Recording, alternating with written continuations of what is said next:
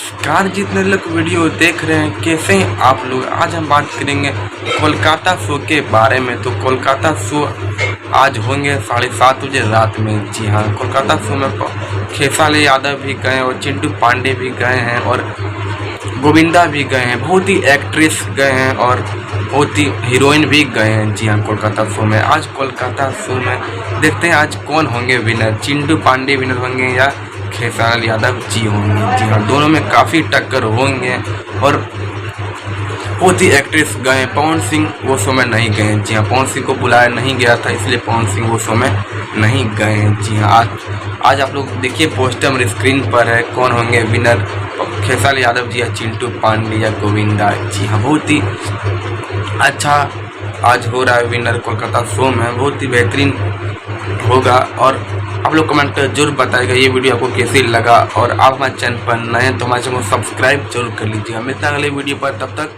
Thank you.